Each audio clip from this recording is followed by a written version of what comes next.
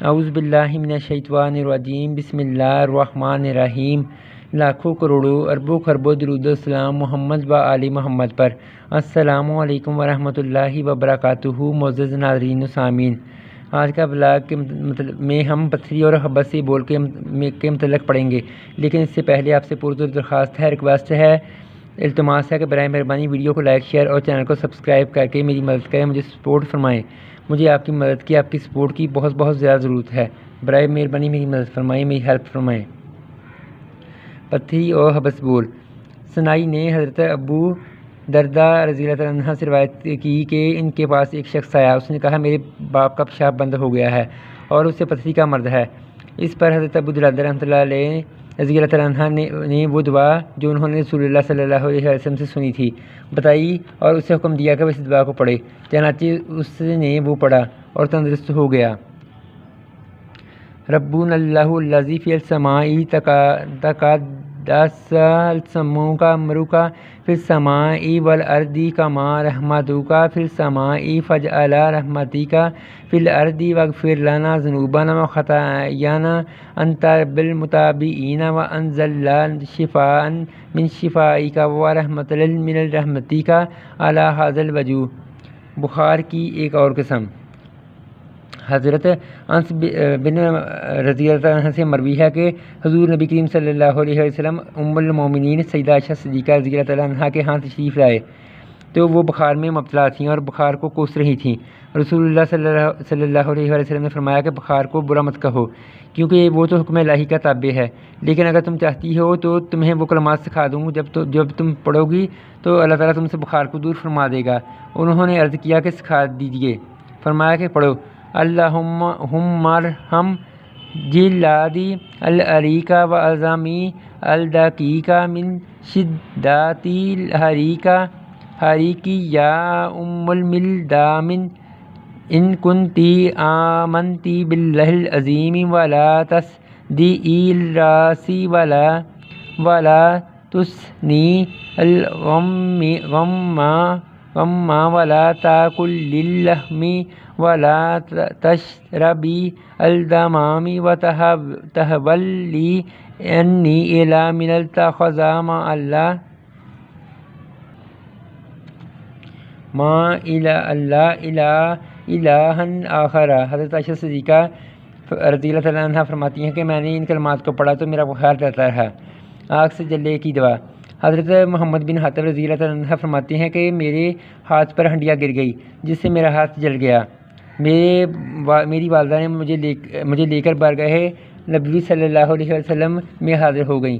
حضور نبی کریم صلی اللہ علیہ وسلم میرے ہاتھ پر تھوکتے جاتے تھے اور فرماتے جاتے تھے اذہب الباس رب الناس واشفی انت الشفاء لا شفاء الا شفائک شفاء لا یغادر سقما۔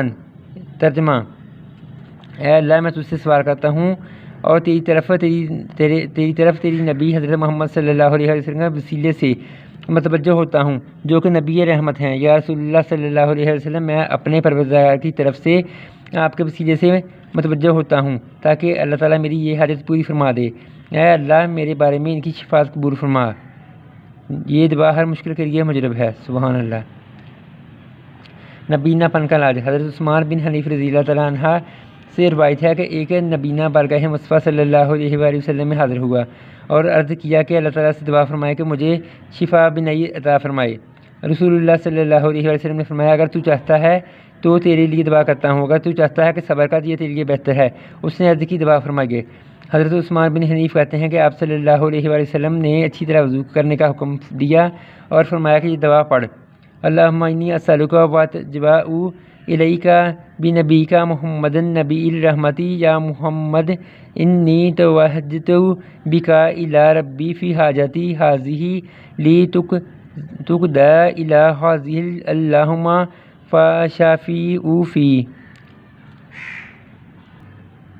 ترمذی شریف مشکوات۔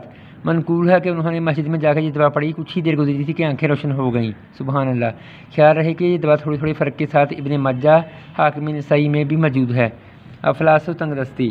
حضرت ابن عمر رضی اللہ عنہ راوی ہیں کہ ایک شخص خدمت فیض میں حاضر ہوا اور عرض کی یا رسول اللہ صلی اللہ علیہ وسلم، دنیا نے مجھ سے منہ موڑ لیا ہے، یعنی میں بہت زیادہ غریب ہو گیا ہوں۔ رسول اللہ صلی اللہ علیہ وسلم نے فرمایا تجھ سے صلاۃ الملائکہ یعنی فرشتوں کی دعا اور تسبیح جس کی بدولت انہیں رزق دیا جاتا ہے کہاں گئی؟ پھر فرمایا طلوع فجر یعنی اذان فجر کے وقت اس دعا کو 70 مرتبہ پڑھو، سبحان اللہ و بحمدہ سبحان اللہ العظیم و بحمدہ استغفر اللہ، تو دنیا تیرے پاس پست و ذلیل ہو کر آئے گی۔ پھر وہ چلا گیا۔ کچھ عرصہ بعد دوبارہ حاضر ہوا اور عرض کرنے لگا یا رسول اللہ صلی اللہ علیہ وسلم، میرے پاس دولت دنیا اتنی زیادہ آ گئی ہے، مجھے سمجھ میں نہیں آتا کہ کہاں رکھوں۔ سبحان اللہ۔ حفاظت جان۔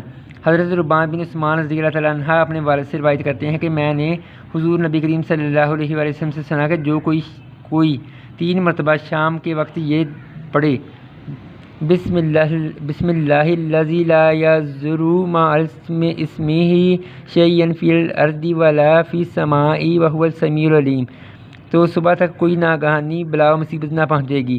جو کوئی صبح کو پڑھے تو شام تک ہر ناگہانی بلا سے محفوظ رہے گا۔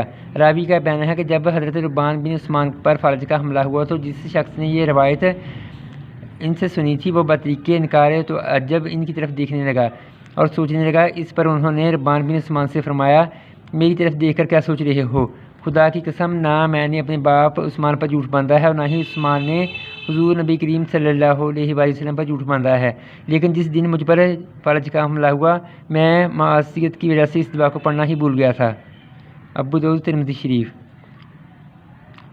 یہاں اس دعا کے متعلق ایک دلچسپ عقائد سپرد کرم کرتا ہوں جس سے اس دعا کے عظیم الشان فوائد اور صحابہ کرام کے غیر متزلزل ایمان کا پتہ چلتا ہے۔ کتب تواریخ میں ہے کہ حضرت خالد بن ولید نے ایک بار عیسائیوں کے قلعے کا محاصرہ کیا تو ان کا سب سے بڑا بوڑھا پادری آپ کے پاس آیا۔ اس کے ہاتھ میں ایک انتہائی تیز زہر کی پڑیا تھی۔ اس نے حضرت خالد بن ولید سے عرض کیا آپ ہماری قلعے کا محاصرہ اٹھا لیں، اگر تم نے اسے دوسرے قلعے فتح کر لیے تو اس قلعے کا قبضہ ہم بغیر لڑائی کے تم کو دے دیں گے۔ حضرت خالد رضی اللہ تعالیٰ عنہ نے فرمایا نہیں، ہم پہلے اس قلعے کو فتح کریں گے، بعد میں کسی دوسرے قلعے کا رخ کریں گے۔ یہ سن کر بوڑھا پادری بولا اگر تم اس قلعے کا محاصرہ نہیں اٹھاؤ گے تو میں یہ زہر کھا کر خودکشی کر لوں گا، میرا خون تمہاری گردن پر ہوگا۔ حضرت خالد رضی اللہ تعالیٰ عنہ فرمانے لگے یہ ناممکن ہے کہ تیری موت نہ آئی ہو اور تو مر جائے۔ بوڑھا پادری بولا اگر تمہارا یہ یقین ہے تو پھر یہ زہر کھا لو۔ حضرت خالد بن ولید نے وہ زہر کی پڑیا پکڑی اور بسم اللہ الذی لا یضر مع السماء شیء فی الارض ولا فی السماء وہو السمیع العلیم پڑھ کر وہ زہر پھانک لیا، اوپر سے پانی پی لیا۔ بوڑھے پادری کو مکمل یقین تھا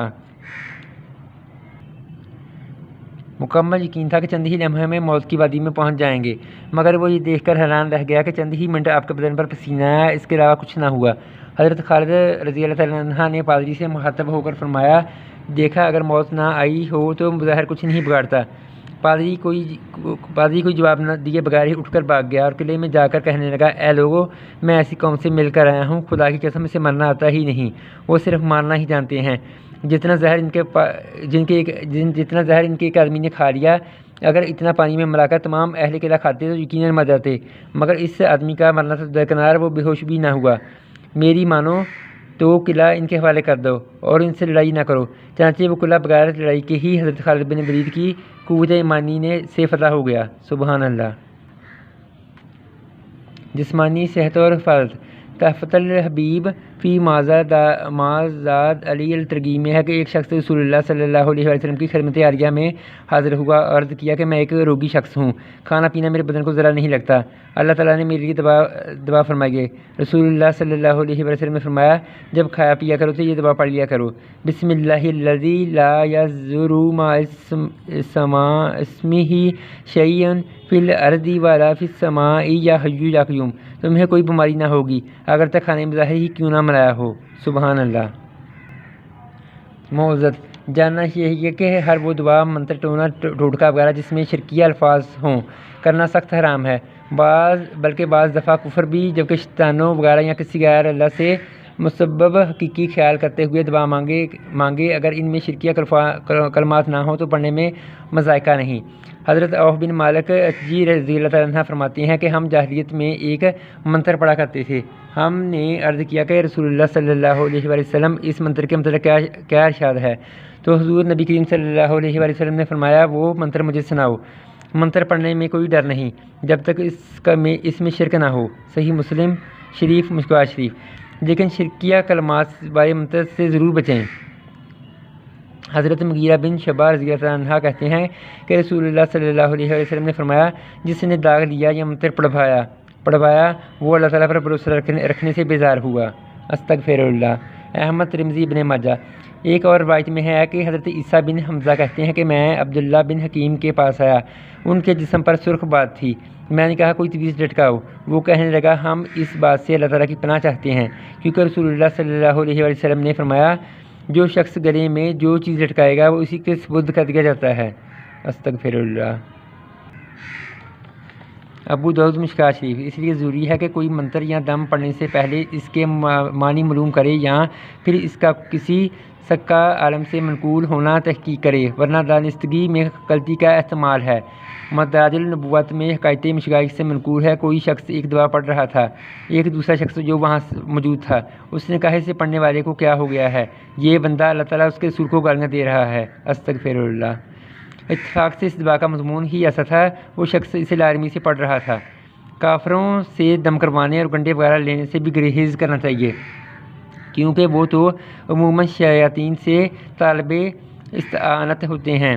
حضرت عبداللہ بن مسعود کی رضی اللہ تعالیٰ عنہ کی زوجہ حضرت زینب کہتی ہیں کہ حضرت عبداللہ نے میری گردن میں ایک دھاگا دیکھا، پوچھا یہ کیا ہے؟